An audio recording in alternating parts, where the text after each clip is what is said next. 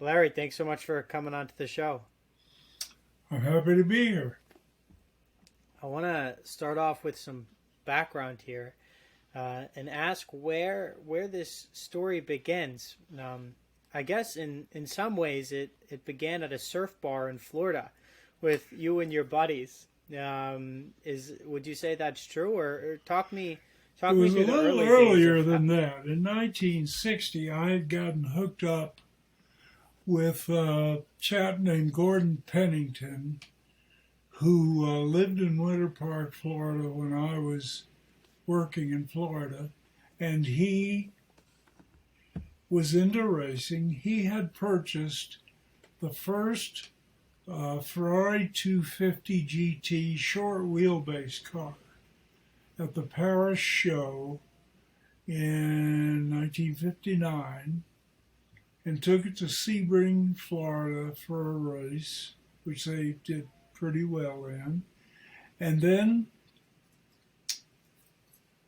he invited me to join them in Nassau for the Nassau Speed Weeks. Mm. And in the process, I ended up meeting a chap by the name of Count Wolfgang von Trips, better known as Taffy. And Taffy drove for the Ferrari team, but he was at Nassau driving somebody's car, and he took me out in Gordon's Ferrari, and we went around 10 laps or so, and he kept turning up the wick, so we started going pretty fast. This is in practice. But still, there was a little traffic and things, and I just became entranced with the whole process. I thought it was the greatest thing I'd ever done, and I promised him that as soon as I got back to the mainland, I was going to go racing. And he said, that's the best thing you can do in your life. Unfortunately, 10 months later, he was killed at Monza, vying for the world championship. And so I never saw him again after that November. But it all stuck with me, and I did go racing with the Sports Car Club of America, and subsequently got the idea in my head that since we lived an hour and a half away from Daytona, I ought to get a car and go compete in the Daytona 13-hour race, which was the first of its kind that year, 1964. Then I announced that to my buddies, and you read about it in the book. And they all laughed, and we all had a big swig of beer, and there wasn't any way that this amateur guy with this little bitty car and a year of experience was going to get a Ferrari GTO and or run it in a 13-hour race. Yeah. But that's what I did. And what happened? What happened next? How did you do it? I found the only GTO for sale in the world, because by that time Ferrari had built about 33 or 4 of the 36 that they ultimately produced. What year is this, Larry? What time? This was 1964, and the cars began being built in 1962.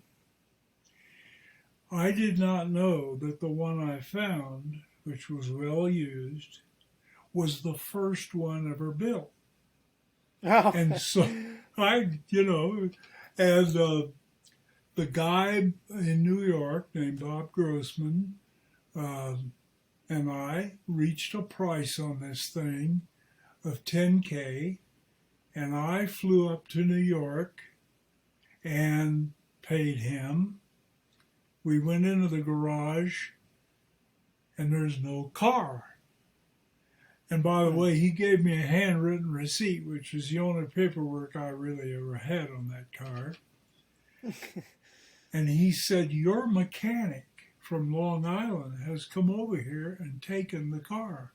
So I assumed that everything was fine, Thank you very much. He took my check. I got in the rental car and went over to Long Island to see my first glimpse of this thing. And there's a picture of it in the book up on jack stands in the corner of the shop with all the guts out lying on the floor. And of course, I almost fainted. Maybe I did faint. And that was the beginning of first a 3-year stint with the car, doing fairly well for a privateer without a lot of money. And then, as the story developed, the car has been with me in spirit and in fact all these years, even though I sold it and bid it goodbye and thought that's the end of the story, you know. I kept racing for quite a few years, but I didn't run that car anymore because it wasn't competitive. At that level of motor racing, a 4-year-old car is pretty much at the end of the game because developments and new technology will take over, and if you're running it, you're just running it for fun, and you're going to be at the back of the pack. And so as a consequence, and because of some pretty strong urging from my wife, I got rid of the car. So it was started out as a whimsical idea, matured very quickly into a search for a car, and then the serious part started, which was a regular trip to the bank, which is what race cars are. And it's just like a sailboat, which I've also done. It's like dumping money in the water with a sailboat. And with a car, I guess it's just throwing it out the window. But it's an addictive thing that people all admit to, that cars are a hard thing to get out of your system. Why do you think that is? What is it about racing or going fast? I mean, maybe there's some sort of biological impulse here or grounding. There is. What is it about going fast that is so appealing, or why do men race? I think part of it is the feeling of speed. Some people just like to feel speed. You know, that's why skiers, downhill skiers, enjoy that so much, and other people. But there's also the skill component. To do a sport like motor racing well takes a lot of practice, a lot of dedication, and it's difficult to do at the time. In endurance racing, you add this physiological component. It's stressful. The heat is murderous, you know, in a car running 12, 13, 24 hours. And so all of that amounts to an athletic enterprise. And the fascination is in being able to do it well. But people do it that really aren't very skillful, but they enjoy it tremendously, and they like the competition.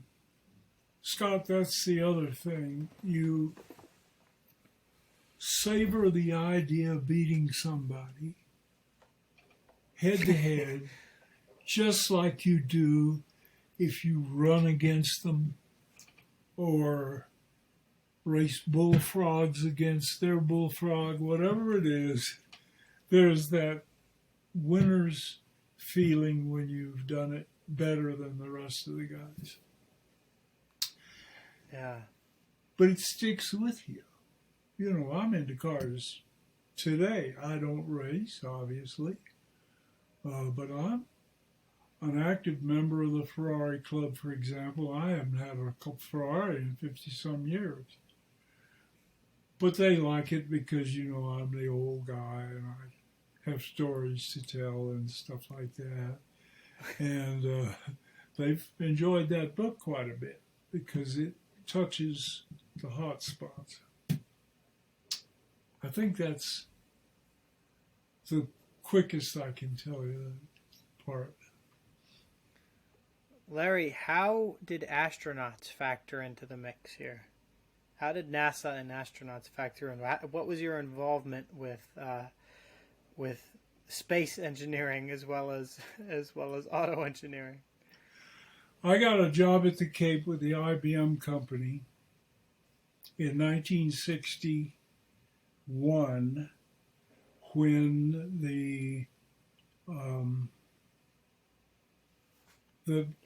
there were very few people at the Cape. Most of Cape Cod you're talking about in off of Massachusetts? No, Cape Canaveral in Florida. Cape, yes, okay. Not Cape Cod.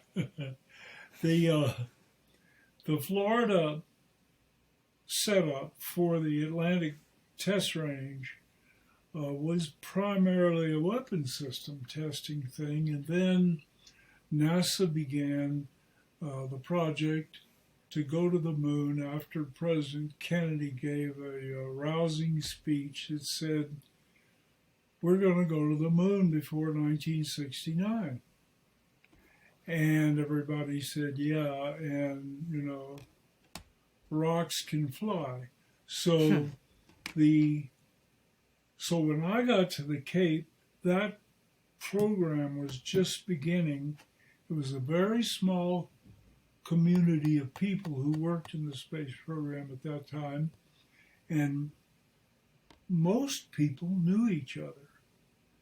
And the astronauts were just a bunch of pilots who came from various services. They were all ex-service people, and we got to know each other.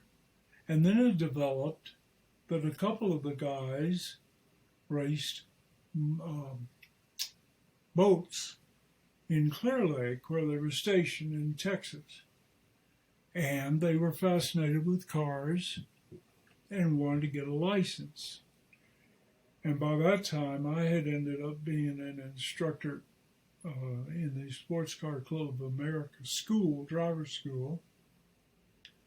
And some astronauts came to the school. And this was pretty crazy because these were hotshot jet fighter pilots, and they jumped in the cars and just went fast. Yeah. It was amazing. And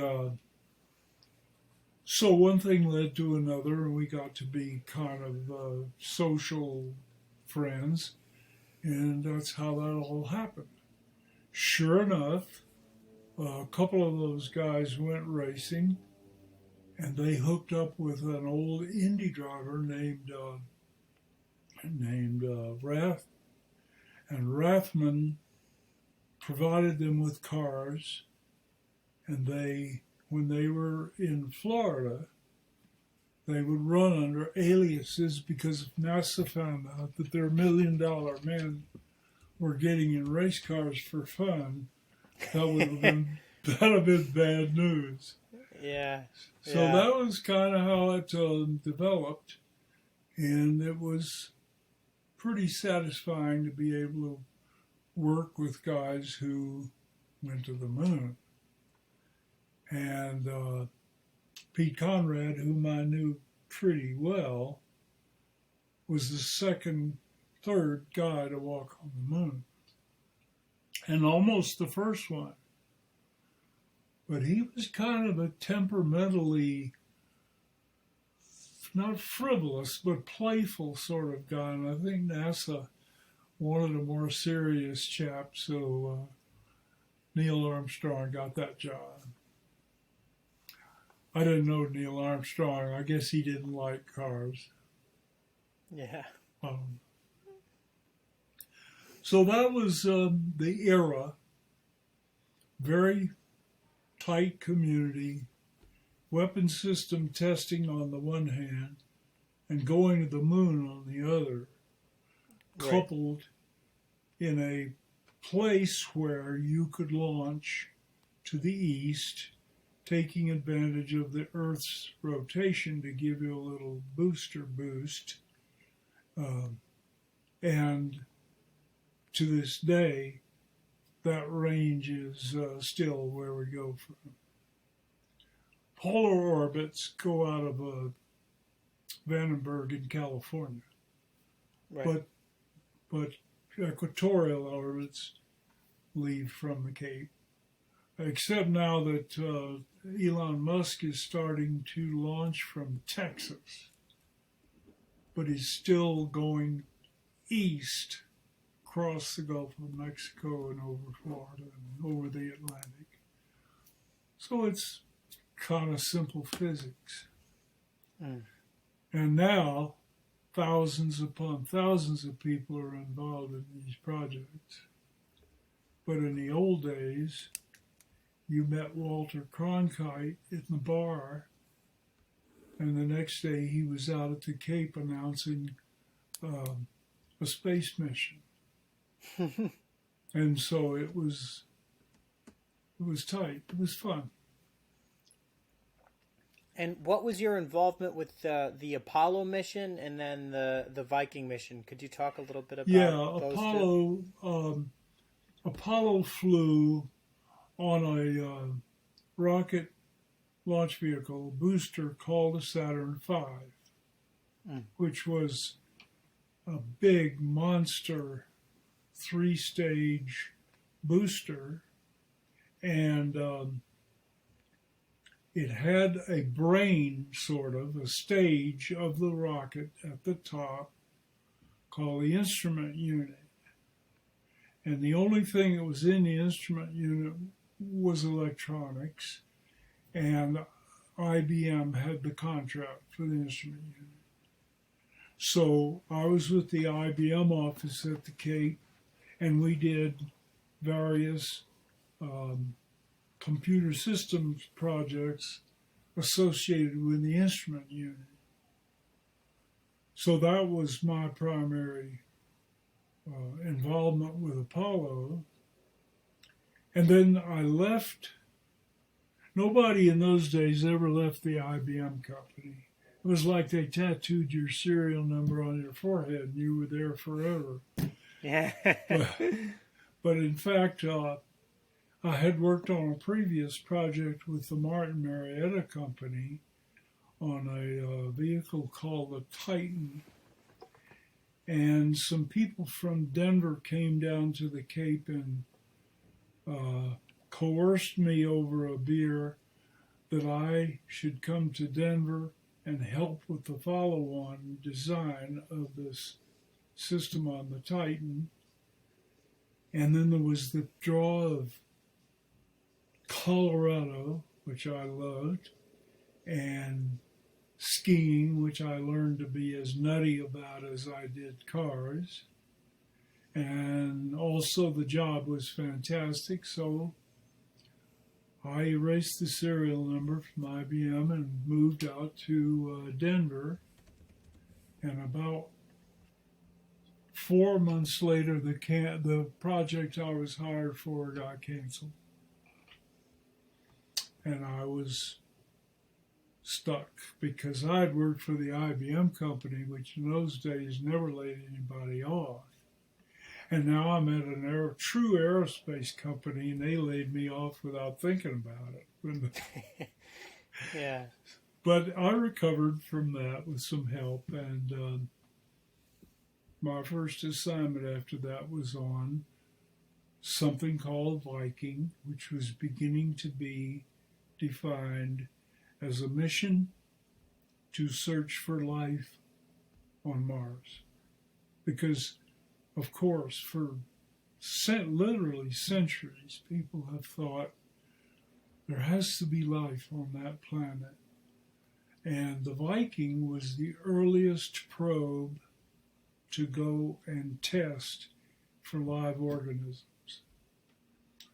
So we built spacecraft, we built test systems and so on, and we flew the thing to Mars in 1976, 2 spacecraft. Mm-hmm. They did tests with an onboard laboratory, beautiful little box about as big as a shoebox that did everything that a lab full of white-coated scientists are supposed to do. And I'll tell you that the results to this day are inconclusive.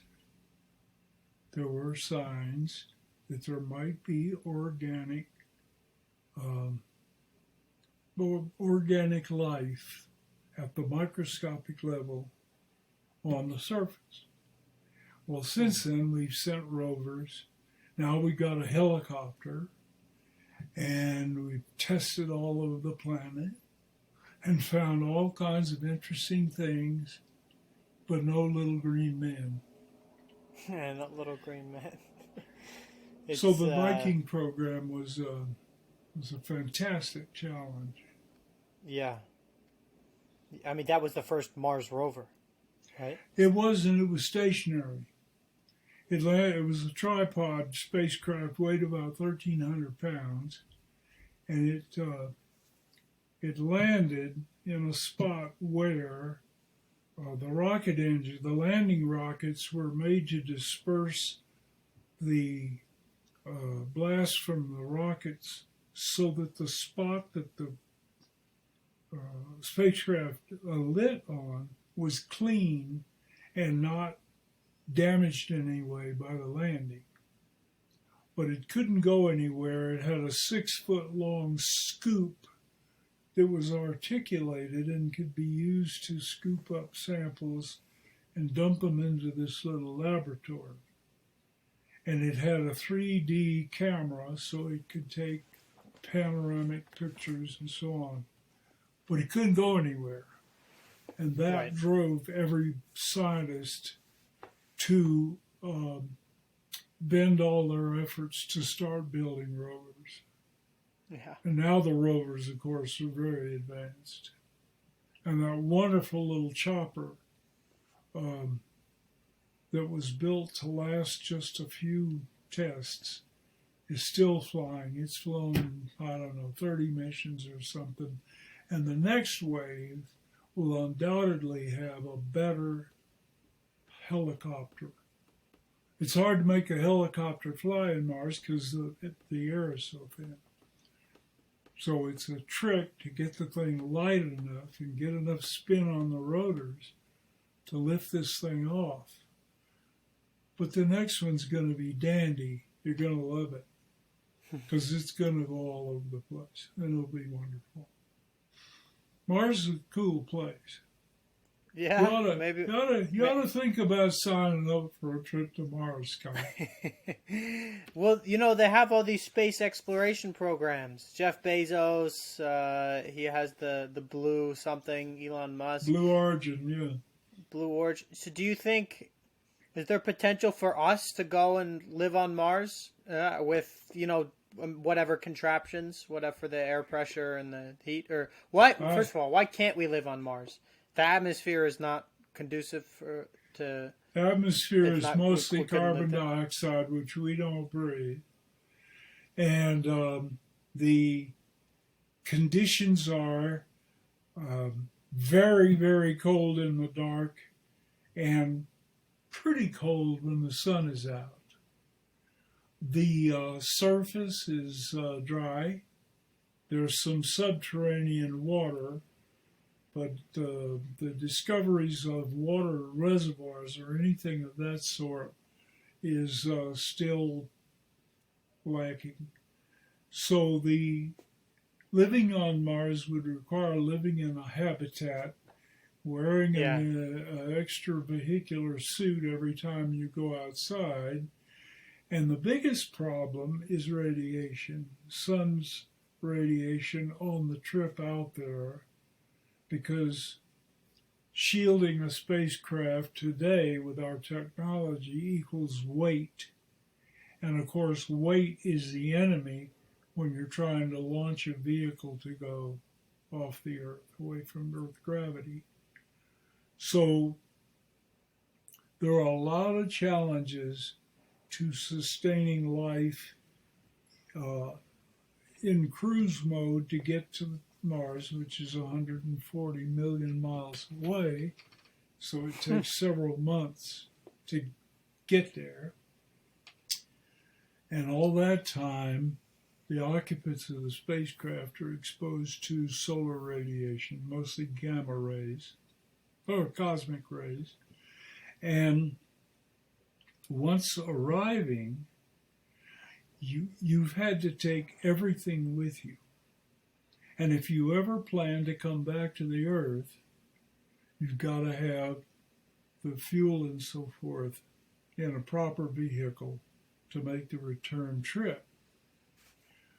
So I think we're going to have to sign up, that is, we, the human race, going to have to sign up for one-way trips to begin.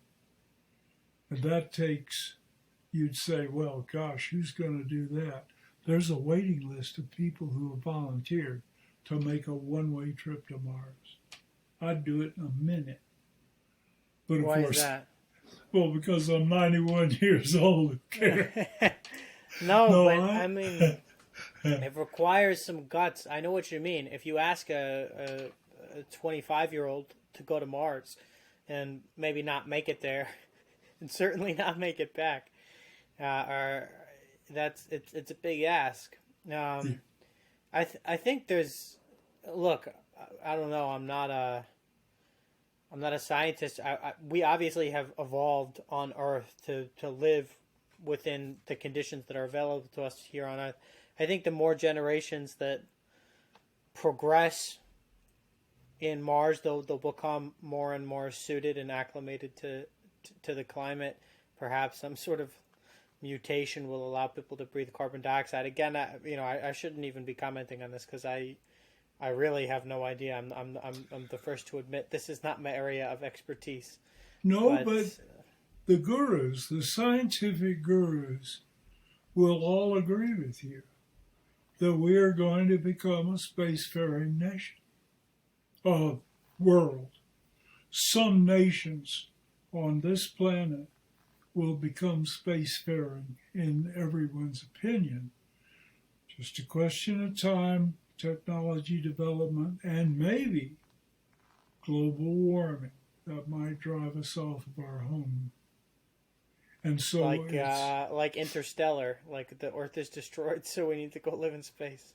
Yeah, in fact, there are some people who, there's a principle called the Fermi Paradox, named after a physicist, Enrico Fermi. The Fermi Paradox basically asks the question, where is everybody?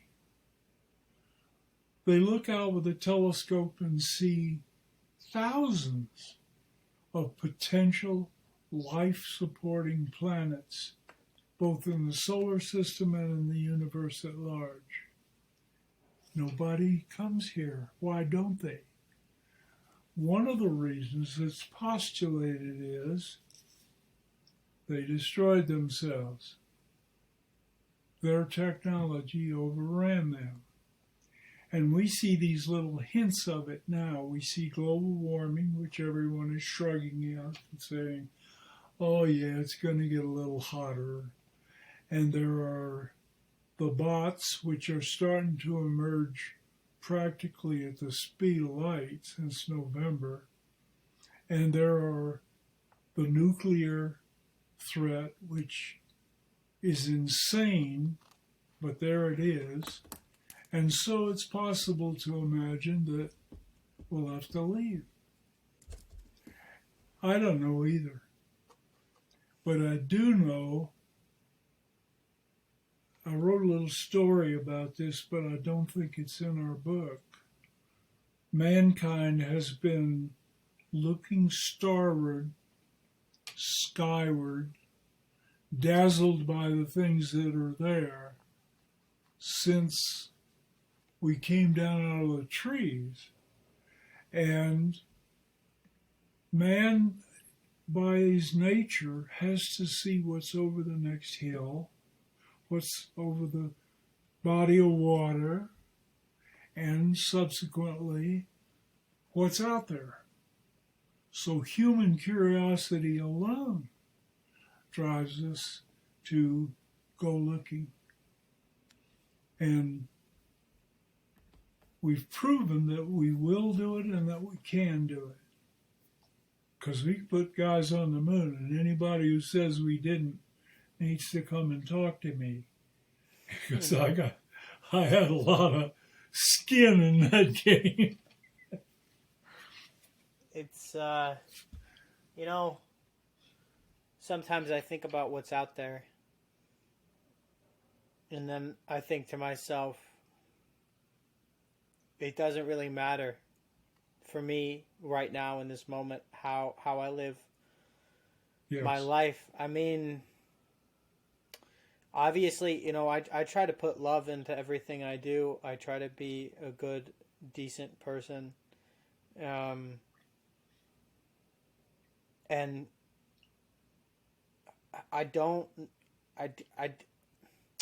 when I think to myself that I'll probably die here on planet Earth in this lifetime, it doesn't bother me that much. But there is that spark of curiosity, that you can't bury, of what's out there. And it's just like the world is so infinite. In college, I don't know if this is the best example, but I majored in history. I chose to major in history. And at my university, I think maybe there were 35 disciplines in which I could have majored. And you always ask yourself, what if I had studied, biology? What if I had studied French? What if I had studied philosophy as opposed to history? Ultimately, I think some of them would have affected the course of my life. If I had gone and pursued a job in investment banking, as many people with whom I went to school did, I think my life would look quite different now. I think that's right. Not in a way that I'm proud that I prefer the life I have now to the life of imagining myself as an investment banker.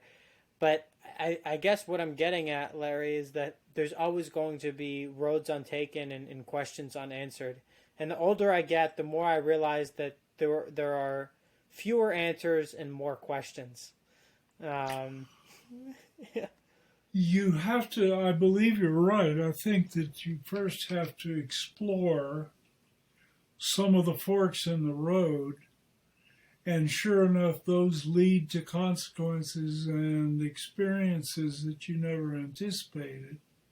And so it becomes very, very unpredictable. That is your future.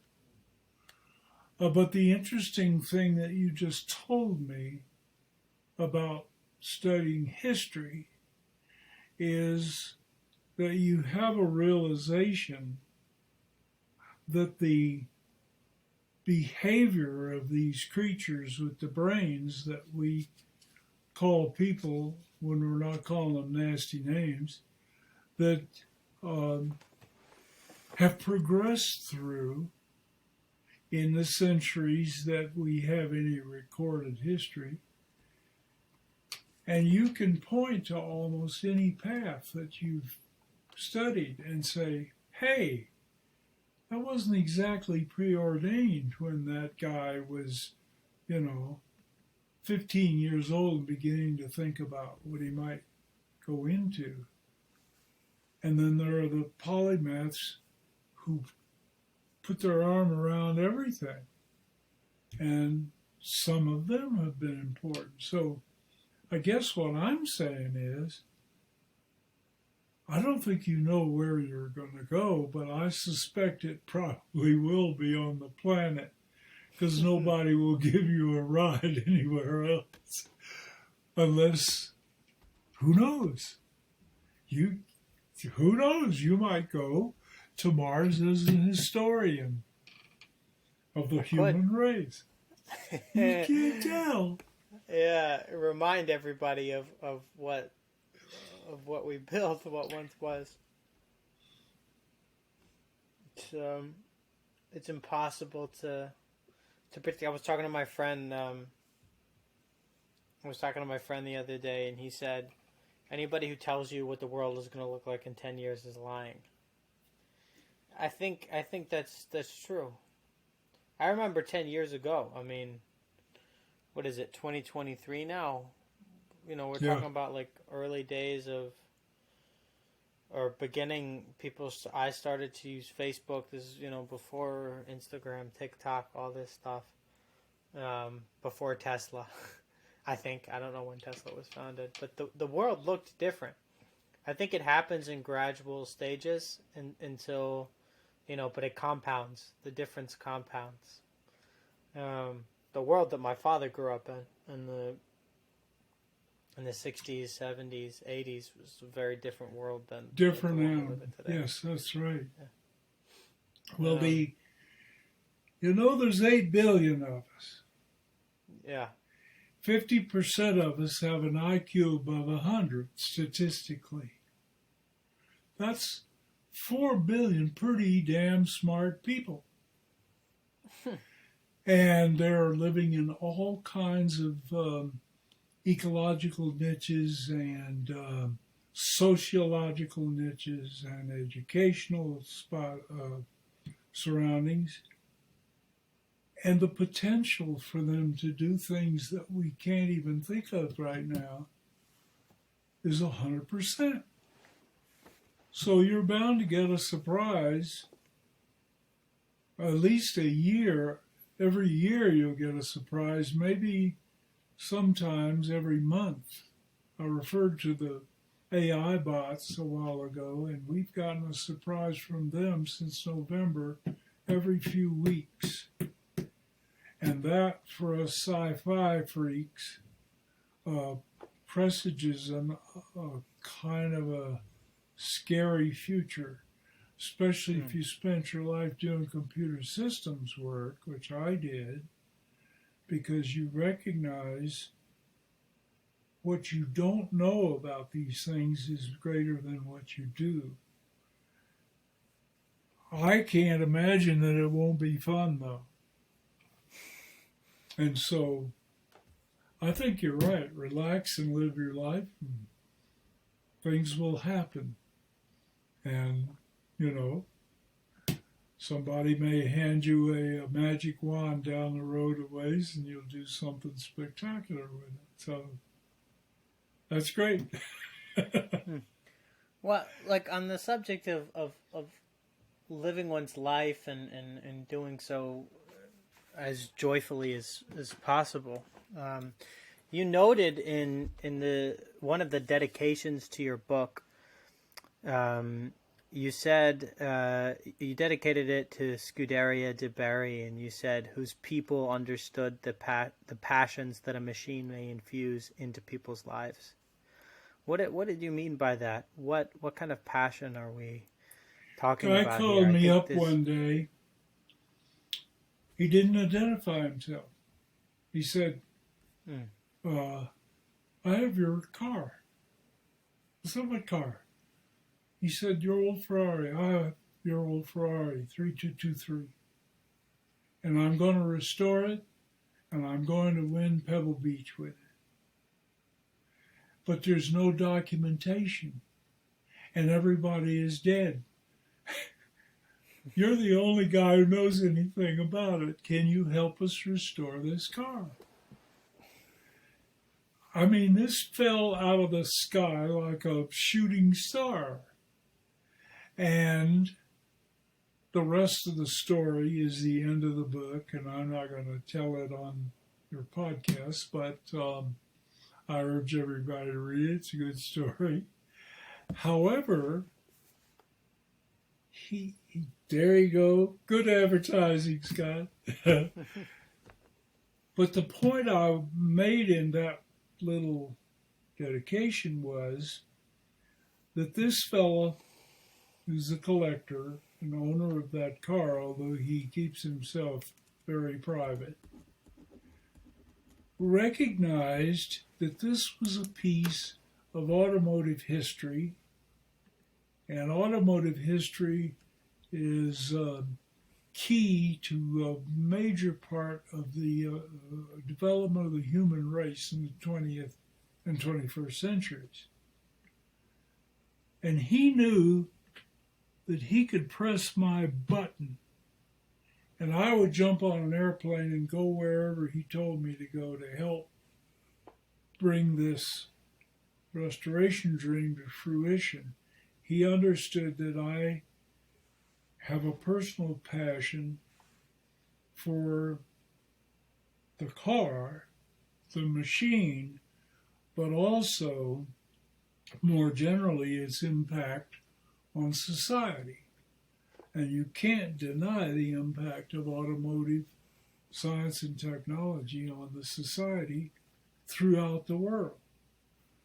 Everybody, even a village in Ghana, wants one of these things and at least a motor scooter, but they'd rather have a car. And those are two things that pace some of our lives. So I wasn't trying to be terribly philosophical. I was just sort of thanking them for the opportunity to help them to do this thing without identifying anybody by name, because that's a private matter. Well, and, go ahead. Sorry. Go no, ahead. You first. I was gonna ask a separate question, but please finish on the subject. It's a private matter. Yeah, the car collection community is a sort of a closed society in itself. Some people are very open about their holdings. Some of these collections are very large and worth many millions. And this particular car that we keep talking about is the pinnacle of the collector's sort of obsession. It's the holy grail of vintage car collection. And at this point, we can't really predict what the next one will sell for. They almost always sell in private deals. It's difficult to pin down how much money is really exchanged. But we know we're in the tens of millions, the high tens of millions with these cars. But they may be parked, as this one is, in a garage full of these things. Old Ferraris, old Maseratis, old Lamborghinis, Stutz Bearcats, Bugattis. You could just go on and on and on. And so people mostly don't brag about it. They keep it to themselves. And I can conjecture that one of the reasons is that if you are sitting on a garage full of million-dollar or multi-million-dollar cars, you might be vulnerable to harm, let's say. And so if I had a stack of gold bricks here in the basement, I probably wouldn't tell you about it. So it's just it's quite an unusual sport that they engage in, because there are cars that are rarer by far than this Ferrari, but they don't have the appeal. And so it ain't the number of carats in the ring in this case. It's something else. It's a mystique. And anybody who's ever driven one of these things is happy to get into the game and say, oh, there's nothing like this. This is a different animal. Even today, this 60-year-old car will go like the wind. And it's pretty impressive. Yeah, absolutely. I interrupted you a second ago. No, I interrupted you, which I apologize. And on the subject of going like the wind, there's a line of thinking that the cars are just, they go faster and faster and faster. Obviously, there's this question of what's street legal and not, but I mean, you can modify cars to just, break through whatever restrictions exist. Street racers do it. And the Formula One cars have just gotten faster and faster and faster. I mean, I could see we get to the point cars probably exist that could drive like upside down in a tunnel. But is there a limit, or will cars just be able to eventually, break through the speed of light or the speed of sound? I don't know. Is there a limit somewhere, or would the cars theoretically could the cars just become faster and faster and faster until you put enough money and enough physics into it, you can certainly go 300 miles an hour. But that's been done lots of times, but those are one-offs. What about 500 or 600 or 1,000 miles an hour? That starts to be a real trick because of aerodynamics, just keeping it from taking off. However, that's been done too. If you read the records at the Bonneville Salt Flats for land speed record cars,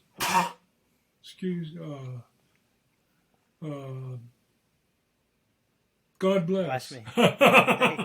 Thank you. The land speed record cars with rocket engines will go fast, but you can't do anything except go in a straight line. A Formula One car can be driven.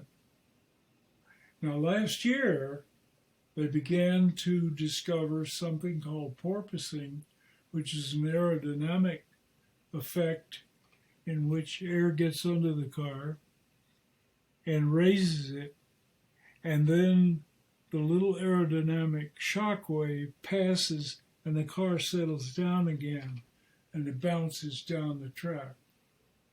So they had to give that feature up and raise the cars a little bit simply to make them drivable and not torture the drivers, because the drivers' heads and eyes were going, blah, blah, blah, blah, blah, blah, blah. So there are limitations to pragmatic designs, but they do go 220 miles an hour on the straight, and I can tell you that is quick, because that old Ferrari would go 190. Yeah. And you had to pay attention. Yeah. And so 220 with a guy sitting, so that's the other thing, to make a concession to aerodynamics. They've been putting the drivers down lower and lower and lower. So now they peek out over the bodywork and peer between or around the central pillar of a protective thing called a halo, which keeps them from being hurt if they go on their head.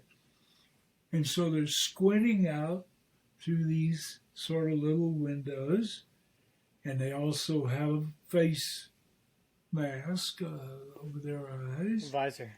Yeah. And they can't hardly see out of those damn cars. So you think about going 220, getting ready to slow down for a corner that is 30 miles an hour, and other cars are around, but you can't really see them because you're down in the bodywork. It's almost too exciting. Why there's been a lot of controversy about these halos, Larry. I mean, some would argue, including me, that Formula One has become much too safe. I preferred the era that Michael Cannell was writing about when more people were dying, the gladiatorial element. The 50s and 60s. Yeah, I'm not a sadist, but there's you just brought up a great example of the halos. I mean, again, I'm not an expert on this. I don't claim to be an expert on this. But they could drive without the halos. Would that improve visibility? Yes. If you look at the old Formula One car of the even 70s, 80s, the driver sat up pretty high, was master of most of what he could survey. He could see his front wheels and exactly where they went. He could see traffic. He had mirrors that were right here. So when you looked in your mirror, you saw a pretty good representation of what was behind you and next to you. So visibility was pretty good. As the aerodynamics demanded that the airstream become better, made sense to lower the driver and begin to, for instance, put his mirrors out here where he can't see as much. At the last Formula One race in Saudi Arabia a couple of weeks ago, driver Fernando Alonso was penalized for positioning his car for the start in a box which is painted in white on the grid.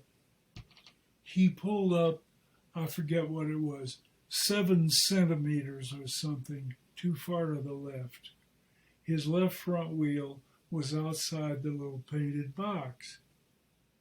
He couldn't see the box. Yeah. So he aimed at the box while he could still see it, you see, and pulled up to where he thought he was positioned in the box. They penalized the guy for being this far outside the box, standing perfectly still. He had no advantage of any kind, and they've changed the rule a little bit now for this next race in Australia. But my point is, Fernando could only see the tops of his front wheels. And long ago, in the era that you like, you sat above the wheels and looked down on them. And when you turned the wheel, you could see exactly where it went. And that's a non-subtle difference. This is all in the name of aerodynamics or safety or a combination of the two? Or why are the drivers so low? The halo is definitely for safety because it's an aerodynamic challenge in itself at these speeds. However, the seating of the driver is basically just to get the car profile as low as you can. Get the weight close to the ground. So the engines are set very low in the chassis. Driver's butt is very, very low, about that far above the asphalt. And the whole thing is designed to pierce the air and glue it to the ground with downforce. It's a trade-off, and the aerodynamicists are the heroes these days. And there's one who seems to be better at it than anybody else. His name is Adrian Newey. He's a Brit who designs the aerodynamics for the Red Bull car. And nobody seems to be able to quite penetrate Adrian Newey's secrets. But if he didn't have the driver, he could probably make the car aerodynamically even better. Enter the bots. Yeah. You're going to live to see bots driving race cars, I promise you. I'm sure we could do it already. We have drones. I mean, sure, yeah, exactly right. There's the remote control cars, but I don't want that. I mean, we opened this. We opened this conversation. Guys going, yeah. Huh?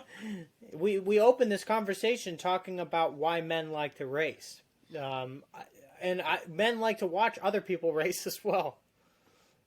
That's right. I don't want to see robots race. I don't care who has the best engineering. I mean, look, a lot of a lot of Formula One today is engineering. I think it's gotten away from, you know, I'm torn here because on the one hand, it would be interesting to see if we give 10 guys the same car. They all have Honda Civics with the same engine and the same amount of fuel, you know, and the same gearbox. Who's the best driver? Like, just same machine. The only different variable is drivers. But at the same time, you can't differentiate the two. Drivers do all kinds of tinkering around with their cars and their teams to make it better. So maybe if everyone started with baseline the same. But now in Formula One, you know, who has more investment? Which company has more money? Ferrari was one of the wealthiest teams. McLaren was one of the wealthiest teams in the 70s. Now I don't even, Mercedes it seems like the wealthiest, though I've stopped following Formula One. Not out of any objection, I've just been busy. But there's this question of, are we watching the racers drive or are we watching the cars drive? You know, are we watching the men race or are we watching the machines race? Yes, you're right. And if you look at NASCAR, they attempt to do what you're talking about. They have a single car. Formula Ford, Formula V, Indy cars, they all adhere to an old sailboat competition principle called one design. Way back when, in the early days of the 20th century, people used to race little sailboats that were identical. I mean, right down to the fabric in the sails. And that was meant to promote competition with the sailors' skill. And that seemed to work pretty well, and it does pretty well today. So when you put 30 or 40 NASCAR cars on the track, you sort of don't know who's going to win that thing because they have such similar cars, they only vary on the details and the crew. So you're still racing against the crew skills because the crew can do a few things.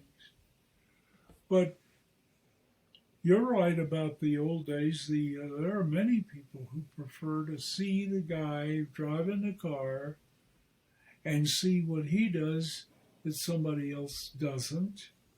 And so the fans get a certain window into the sport. If you were inside the sport, you'd have a little different view, but those considerations are the same. Everybody struggles with it. And everybody knows that the real winner is cubic dollars, not cubic inches.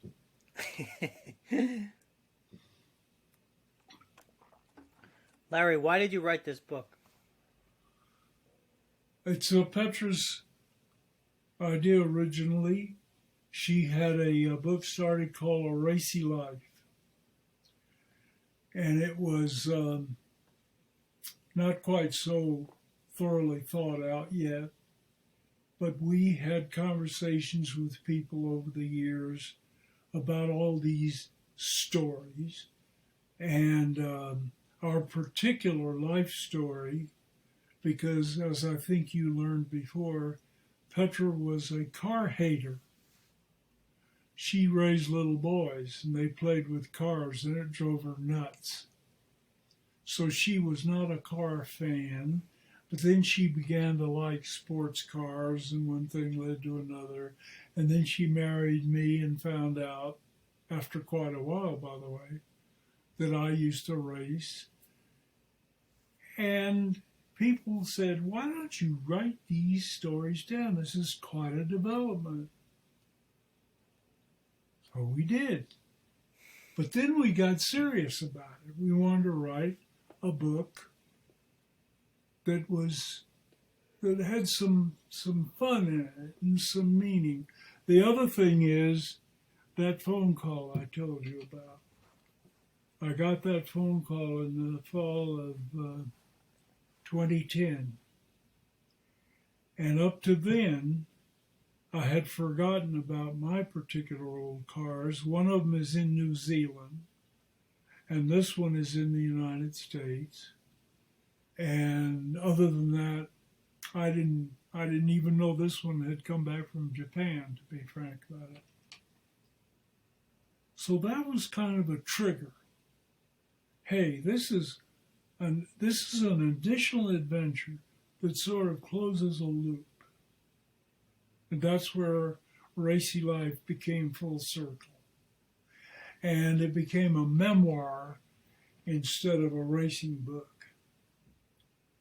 One other point. Very few of the people who have actually raced write.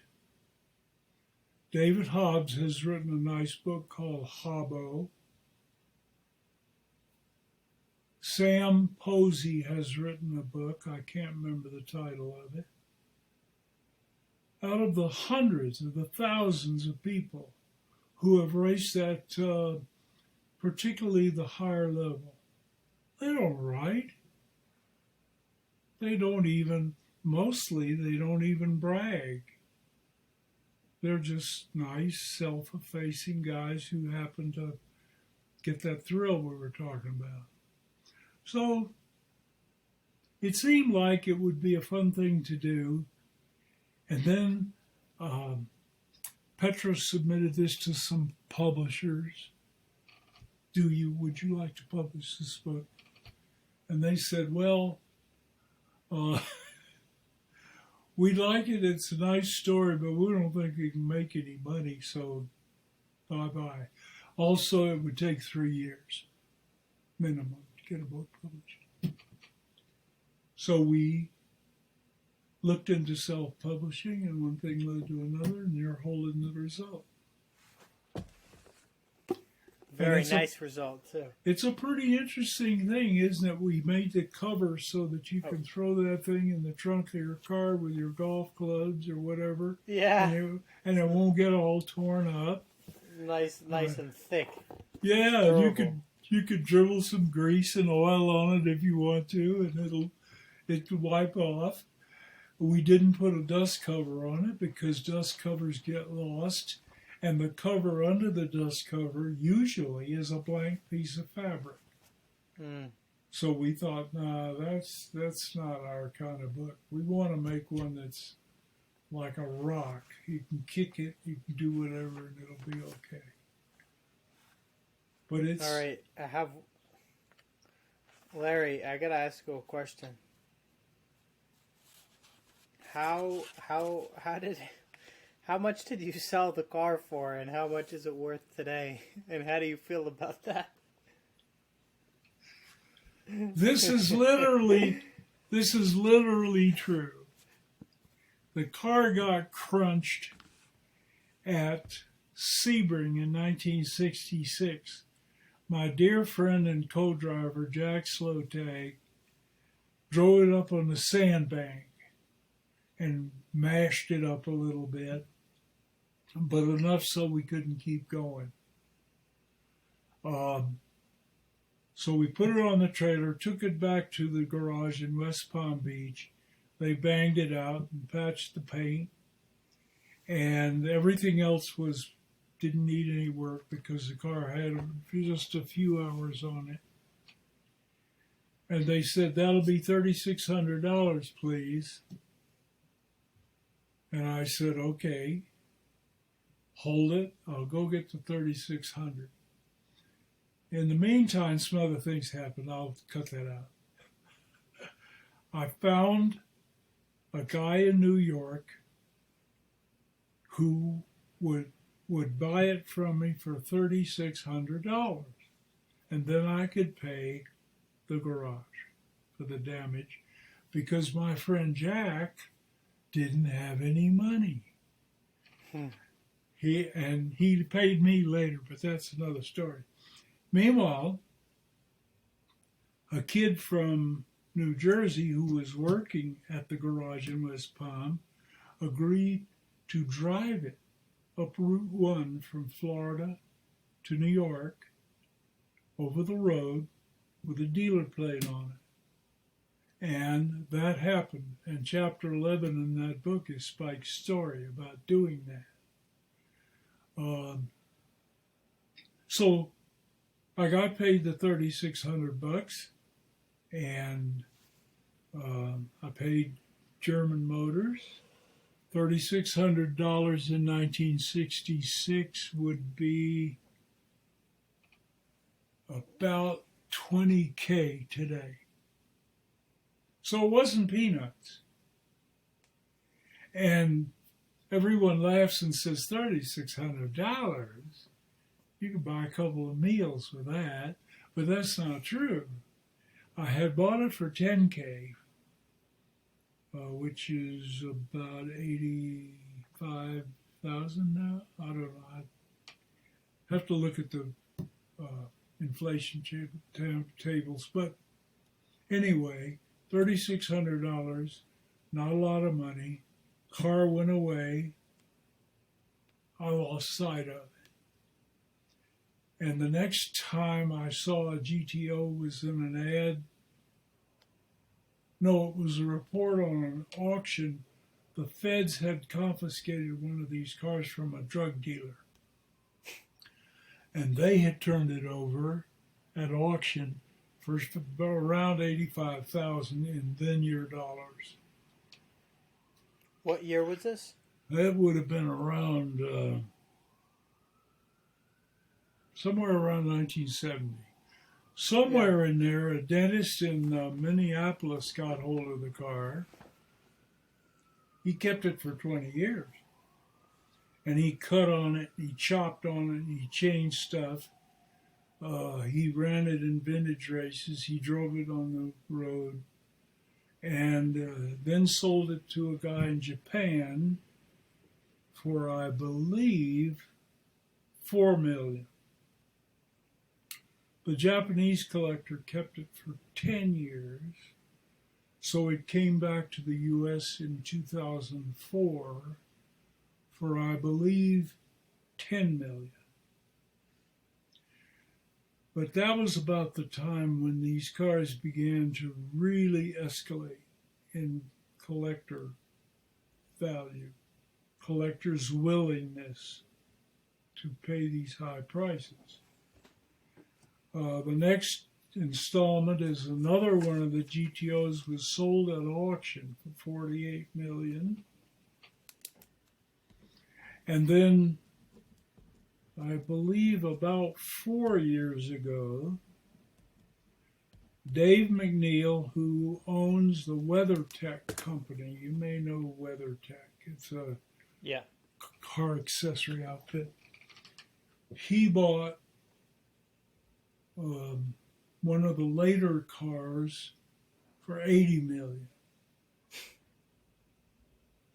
My car, this car, is the first one and the last one running in international competition. I won the trophy, first in class, at Daytona in the 24-hour race, the first 24-hour race there, in 1966. So the car has an interesting history, and I think it's worth $100 million. It's a couple dollars more than $3,600.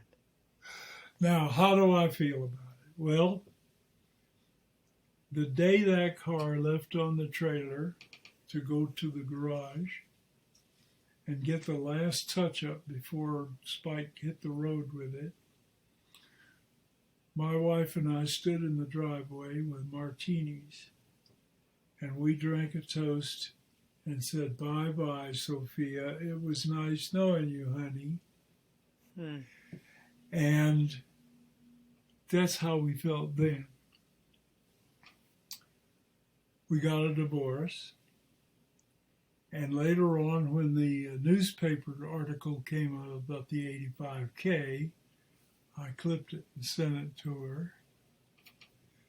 And then after that, just, it sort of didn't matter. The numbers kept going up, and I thought, this is this is just crazy. These are old wore-out race cars. Yeah. You have no idea how uncomfortable it is to drive one for more than 15 minutes on the road. You know, it's not a grocery getter. Yeah. And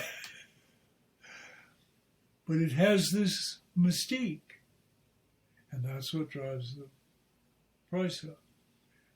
3223, this car is perfectly restored down to the rivets, to the condition on February 14th, 1966, when we started in the 24 Hours of Daytona. It is a perfect restoration. It's got all correct parts.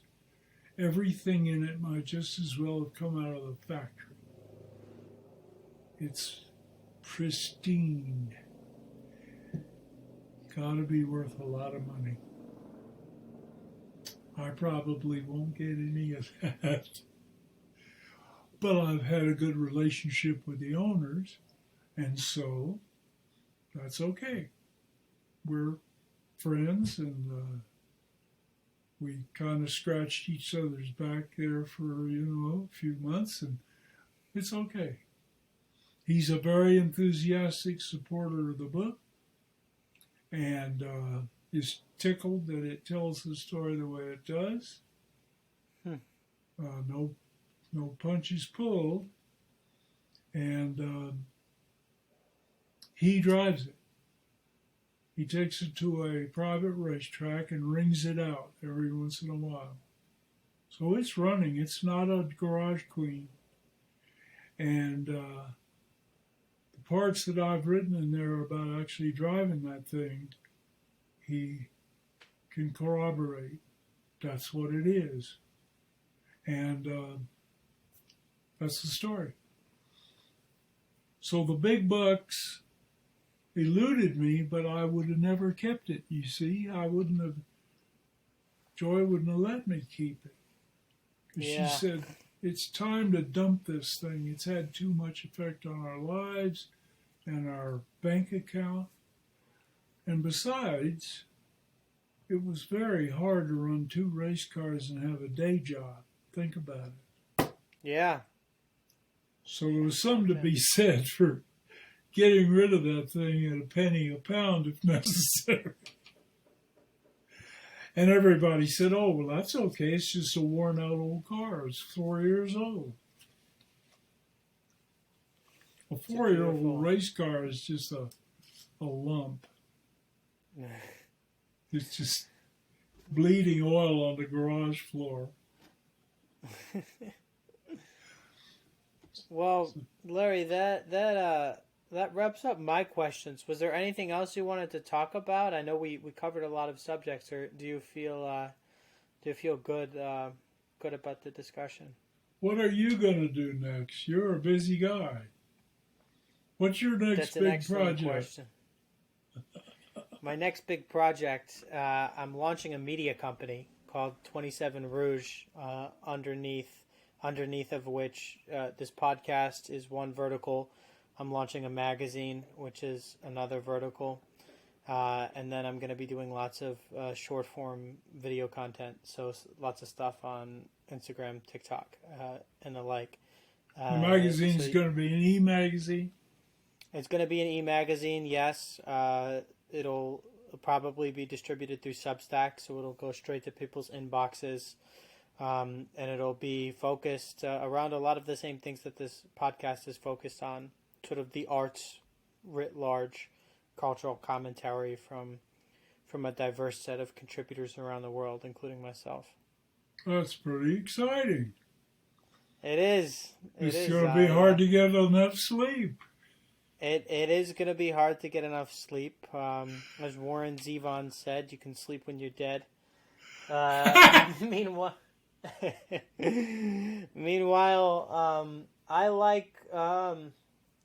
I really like to travel. I don't have a home base anywhere. So I'm going to be doing this from the road. But I'm excited for the next steps. That's terrific. The very best of luck to you with that enterprise, because that does it all. That keeps you hopping. It keeps the wheels rolling, which is important. You know, we are constantly, and I mean constantly, amazed here at the people we know who are sharp, in some cases pretty imaginative, and they don't do anything. And Why do you think that is? I don't think they've understood that you can sleep when you're dead. They've already started napping. I don't know the answer to your question, because when you talk to people in that particular niche, they seem to feel The nappers? The people who, with all the good ideas who don't do anything?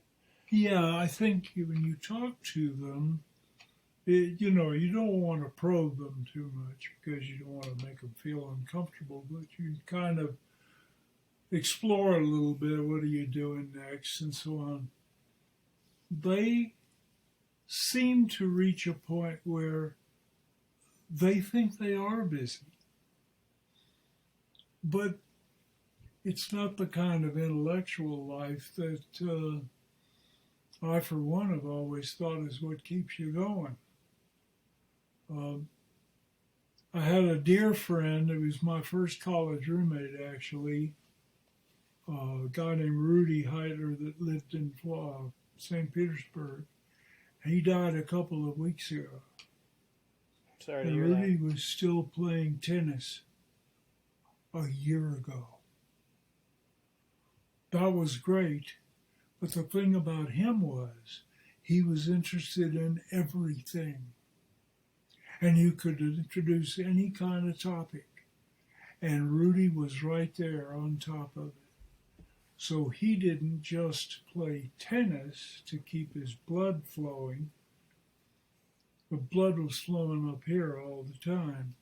I thought he was my hero. And I was sure sorry to see him go, but he ran out of steam finally. But he's an aberration that most of the people I know at a certain point send emails to each other about how terrible it is to have backaches and, you know, one bad eye and their hair is falling out, so forth and so on. You worry about that when you're dead, right? So I admire your idea of doing an enterprise like that. We'll Keep see me if it gets off posted. the ground. I will. I will. I'll make a note. I'm just going to add you to my distribution list. Okay. Maybe I can send you some business. Yeah, sure. You know, I have another idea for why all the bright people aren't doing things. There's that old quote that I think it was Charles Bukowski. He said, "The problem with the world is that the dumb people are full of confidence and the smart people are full of doubts." You know, there's that element to it, but another is this parable. I've talked about this before on the podcast of a sheep. And this sheep, you know, he's presented with 100 barrels of hay. And he can have his pick of any of these fucking barrels of hay. He can have any barrel he wants. But the sheep, not knowing which barrel to start with, starves to death. All he had to do was just pick one barrel and start eating the hay. But instead, he dies of starvation. I think that characterizes some of the people that you're describing in Florida. It's characterized me at certain parts of my life where we live in an era of almost infinite choice. You can travel anywhere in the world. You have the knowledge of most of human history at your fingertips with the smartphone. we can do anything. I think, but I think because we can do anything, sometimes we do nothing. There's something we've been talking about lately that I think is pertinent to your remark. And that is, we have a particular friend who seems to have no sense of self-determination, really, and a feeble self-confidence. It's a lacking of self-confidence, a feeling of independence. If presented with the 100 barrels of hay, I'm afraid she would starve. Because, for whatever reason, she's unwilling or unable to go and say, the hell with it, I'm just going to eat this barrel and see what happens. Maybe I'll get a stomachache. But then maybe there's something in that hay that I don't know about that's going to lead me to something else. So it's an attitude, isn't it? I mean, it's a kind of a thing that may stem from upbringing. I think that when you're very small and you start soaking up the world and you're inarticulate, but you got your eyes going, your ears, and you begin to absorb what's happening. And if something or somebody begins to defeat you, you stop listening, you stop watching, and you lose that urge to just do something. Maybe we aren't all built that way. I just don't know. I only have myself and a couple of close friends to judge from. But your remark about the world being, you used to say the world is our oyster. Well, it certainly is now, because you have access to everything if you want to. Think of the number of people that you've probably met who won't listen to the news. Makes them nervous. They don't want to hear bad things. And news, by definition, is the bad stuff. Happy news doesn't sell, right? Yeah. But it helps to know what the rest of the world's mental processes are if you pay attention. If that makes you too nervous, I don't know, you ought to go live on the top of a mountain and pick berries. And some people do that, and they like it. I know, and they're happy. And they're wasting a very valuable resource because you only get one. I don't care what anybody thinks about reincarnation and all that kind of. I know you get one shot, and some people have their shot abbreviated, which is tragic. But if you're around, the world's your oyster. So absolutely. Anyway, I didn't mean to bend your ear too much about that. I'm not much of a philosopher. I liked. Well, the cars bring it out in us. I never expected to be here at 91 anyway. I faced my mortality a long time ago, but Petra made me stop drinking. That helped. And because I did a lot of that. I was really good at that. And really bad. And I've had 3 careers, so what the hell? And it's take every chance you get.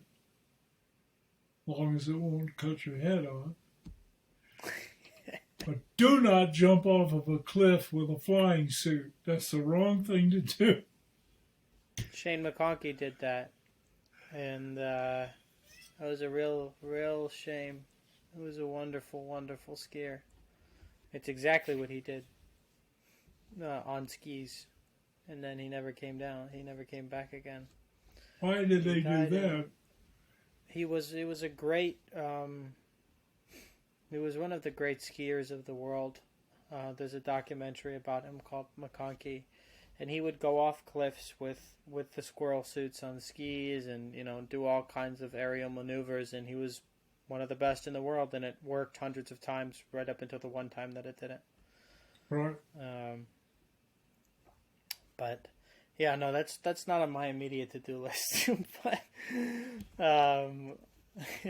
you're gonna travel, but not by squirrel suit. Not by squirrel suit. No. Maybe by Ferrari 250 GTO. Hey, that'd be good. It would be a good, not comfortable for grocery getting, but for everything else. Anyway, Larry, thanks so much for coming on the show. Enjoyed it very much. It's intriguing.